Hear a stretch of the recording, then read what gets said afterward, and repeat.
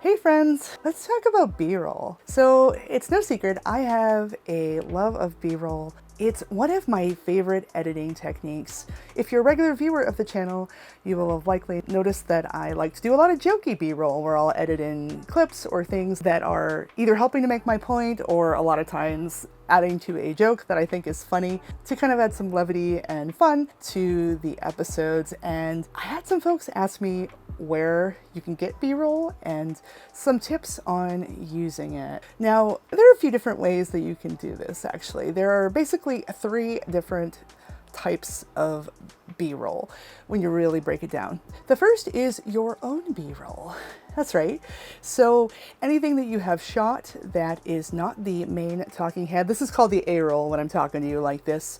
B-roll is anything I cut to over the A-roll to add for demonstratives or, like I said, jokes or anything to supplement the main A-roll. That's a B-roll. So as an example, I have an RV channel with my husband that I run. That's my first channel. This here is my second channel where I'm talking a lot about content creation. But on my first channel, Our Moving Castle, a lot of times we'll be talking about something like we'll be talking about our RV, and then I will put some video of our RV so people can see our RV. That footage of our RV or of various parts of our setup, things that we talk about a lot, are B-roll that I've recorded. Now, you can do that episode per episode. A lot of people will plan, they'll be like, okay, well, I want to talk about this. I'll need to get shots of, for example, the external water hookups. You know, we were talking about like our water setup. So I have some B-roll I went out and captured to supplement something I was saying about that. Now, what's interesting is you can do that episode by episode. And when you're new, you probably will be doing that. When you're starting your channel, you'll be kind of banking that up as you go. But after you've done a lot of videos, you're gonna start knowing that, hey, I'm talking a lot about, well, for example, the RV, the exterior of the RV, or our towing setup. I have talked about that so many times on the channel. So what I've done is, as I've gone along, I have a folder of B-roll that I have maintained. That's of things that I commonly cut to. And I will have multiple shots of the RV at different places. I'll have all the major systems filmed. I'll have B-roll of that. And I just kind of maintain that. So as you're going through and you're editing, if you're talking about something a lot, when you cut to it, you already have it. It saves you a lot of time in the filming and editing process. You know where it is. Now you could do custom clips every time, and some people insist on it, but a lot of viewers will not notice. A lot of people do this, and a lot of professional YouTubers have their own stock footage libraries, essentially, of B-roll that they've collected. So that's the first, original B-roll that you shot, OC. Okay, so that's one category. The second category is stock footage libraries that have subscriptions associated with them. So the major 2 ones that a lot of people use are Storyblocks and Envato Elements. They both have pros and cons. I recommend, if you're thinking about getting one, going to the pages and looking at the footage that they have. You can do searches.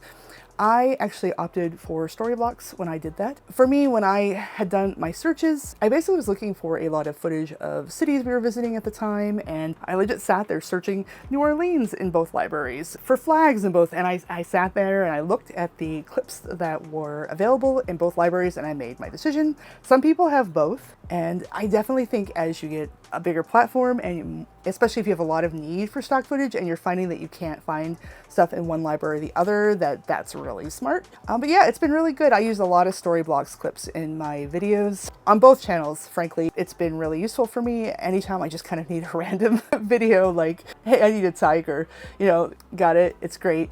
I pay a subscription for that, and I own the appropriate rights to do that and to use it and monetize videos on YouTube. It's very simple. I can do the entire clips, no matter how long they are, no attribution. It is great. So that's one thing you can do, is those libraries, and they're very helpful. So those are the first 2 categories. That brings me to the third category, and I think this is where a lot of people have the most questions, and that is using clips that are meme clips or are from TV or movies or copyrighted properties. Okay, before I get into all of this morass, the sea of ambiguity and doubt, I want to make a few things clear. I am not a lawyer, and I'm certainly not your lawyer. The following is not legal advice, but this is kind of diving into the fair use principle. And once you're monetized and you have access to the copyright tools, there's copyright reporting tools that you can use for your own content and monitoring. Once you're monetized on YouTube on the back end, you will know what I'm talking about. And in these tools, YouTube actually warns people before you report people to not abuse the tool or harass other users with frivolous claims. There is something called fair use. I will put up the fair use statute for you so you can see it. But essentially, there's this idea that in copyright law that there is fair use and unfair use. Unfair use has you infringing upon the copyright holder's rights, and that is when you get into trouble. Now, fair use isn't tightly defined within the law, which is why I have the legal disclaimer and is why I'm being so clear about the fact that it's unclear. And I challenge you to read up on fair use and how that works. But one of the primary tenets of fair use, as it has been applied and established in legal precedent, especially in the US where I reside, is that it considers what portion of the original that you're using, whether you've transformed it in some fashion, and whether the new work hurts the original copyright owner's ability to earn profit on their work. So, given all this, what has sort of been the convention on YouTube and elsewhere, the memosphere, the meme culture online, is that shorter clips tend to be better received. So you're not putting up an entire Avengers movie. You're not doing that. When people are kind of sampling the properties in the wild on YouTube, they're just using a couple of seconds in context as kind of a reaction take of said movie. And speaking of properties, typically older properties are safer bets. So things that have been out for a while are much more likely to people be relaxed about than, say, something that just came out on video or is currently in theaters. Like, that's more going to get the attention if you're using newer properties. Typically older properties are a bit safer. Again, all of these have exceptions. But I have to say that whenever you do this, you're using them at your own risk. You might get a DMCA or a copyright strike where you need to take it down. YouTube might be like, no, bad. You might get some disciplinary measures. You might get demonetized on the video. But I will say that there are some really large YouTubers, some of the largest on the platform, that routinely do short video TV clips in exactly this fashion. And famously, without naming names, YouTubers that have multiple channels that make lots of money on this content that do not get struck. In addition, there are entire channels that are devoted to movie commentary, film commentary, that have large portions of the video on screen, but they are transforming it. They are adding their criticism. You know, the fantastic channel CinemaSins springs to mind. They do brand new movies, and they are able to show large amounts because they are transforming it, they are adding it to it, they're using it in a way that's fair use, educational, you know, so keep that all in mind. So what would unfair use look like, right? Okay, so let's talk about memes for a second here. Let's say you had an episode that was a slideshow of a bunch of memes, all made by the same person, with a musical background and no other commentary.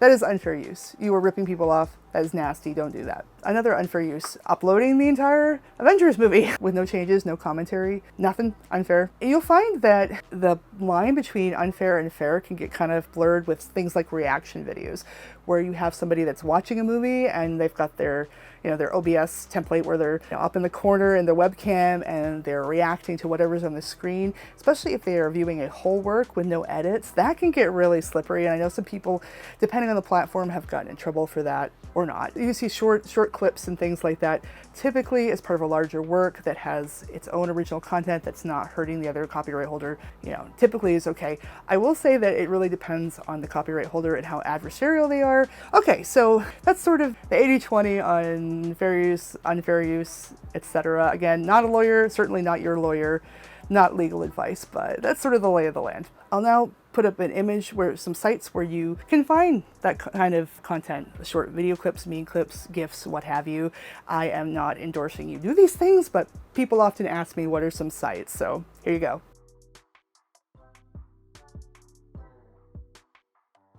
I hope that answers your question. That is basically the real honest story of B-roll and essentially my quick thoughts on the subject as it pertains to YouTube. Let me know if you have any other questions. It's been great talking to you as always. Thanks for watching, and I'll see you in the next video.